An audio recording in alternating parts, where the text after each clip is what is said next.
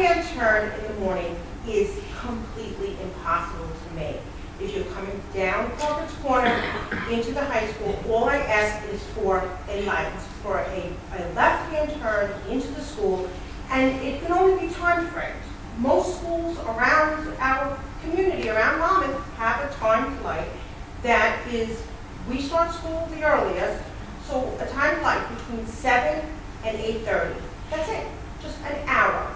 Because kids who are driving are not going to be aggressive like I am. I'll just throw myself out there and say, go ahead. But they're not going to do that. So what they do is, if you've noticed, and I'm having on my own daughter as well, they'll make the right and go down to the park, make the U-turn and come up, which causes a traffic hazard that way, causes these children to make U-turns and go into driveways where they're not used to doing.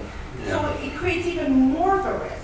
So it's just a matter of time that we're going to have a really severe accident going both ways. And before that happens, I'm a very proactive person. Let's not have that happen. We don't want anyone hurt. But it is really, and if you're going fast, it's a very narrow entrance into the high school.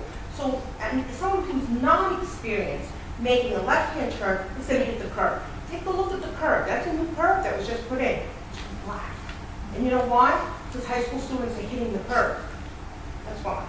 And it's just a really dangerous situation. It's 4 years I've been talking. I'm done talking. I'm going to get out there. We're going to direct traffic. And you know what? We're going to be on channel 2 and 4 and 6 and 8. And I don't care because I'm done. So we really need to look at it. Thank you. Collectively. Yeah, I appreciate that. And a couple of things I would encourage you to talk to the township committee as well. Oh, we've had gone down that road, and we've gone to like 4 different committee members. So, you know, at this point, I think it needs to come from the school. I thank you for your comments, and you know, I'll talk to the BGNS committee because we have looked at that issue, and we talked with the safety and the police, and they've actually changed the lighting sequence and all that kind of stuff. That only caused a traffic jam for the people that are coming up Crawford's Corner and trying to get out the development.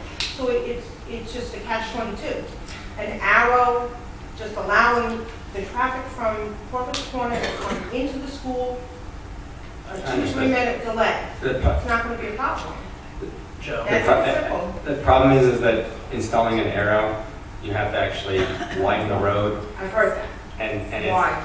Because when you make a change to a light, you have to follow the new regs in terms of how much space you have, and it causes you to have. But you're only going to change the light for 2-hour period. State law, it doesn't matter. So that's why I said the township committee is the one that ultimately is jurisdiction over that. The school district does not. However, what we will do is take it to BGNS. Joe, actually, 2 years ago we looked at this because this was and has been an issue. We had one of the police department liaison to come to our meeting, explained it, came back to the second meeting after they actually surveyed it, looked at it, and then they actually looked at different things from a new traffic light, reprogramming the traffic light, and then actually coincidentally this same topic just came up at our meeting, Michael, I think last month, and the plan was we were going to go. The chief was going to get one of his guys. We were going to find out maybe it's possible that for that brief period of time in the morning that we could have one of the policemen on a rotating basis, something like that, stationed there so that they can ease that problem. So I guess at our next meeting later this month we'll get an update on that. Because it's definitely an issue that it's been brought up a lot. Take anything at this point. So it's dangerous. Yeah. So we'll have the BGNS team, which is responsible with safety, and that follow up that and see what we can do to work with the township and the police department to at least solve it on a short-term basis and see what we can do for long-term plans. Okay, we'll put some more pressure on to see what we can do. I mean, the township is really trying to work with us. I'm not saying that they're not. The police are very, very accommodating and are very willing to work with us. And I think that they would be more than willing to help out on this thing, at least even on a temporary basis. But it's a matter of almost, we'll work with them again and see what we can do. Okay? All right, thank you. Any other questions from the public? Quick question. Holmdel Road, is that a county road? Can you, they're recording this, you can come. Yeah. Is Holmdel Road considered a county road? I think it is. So therefore, the rules and regs would have to go up to the county level if you want to change. It's not Holmdel Road, it's Torrance. But I think it That's still the problem doesn't we matter. I had. still think it does go up to the county. It's not township. Yeah, Yeah. Holmdel Road is county road, it's county road 4. but it still needs to, from what, well, you know what, we'll get answers back from the next meeting. Pete, I'm sure we'll get an update from the BGNS team. All right, any more questions? All right.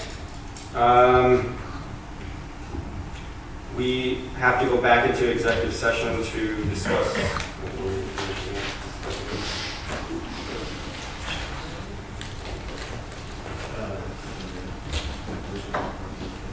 acquisition of real property and investment funds. So, can I get a motion to move back into executive session? Second. Maybe show of hands. Okay. We're adjourned to go into executive. Have a great night, everybody.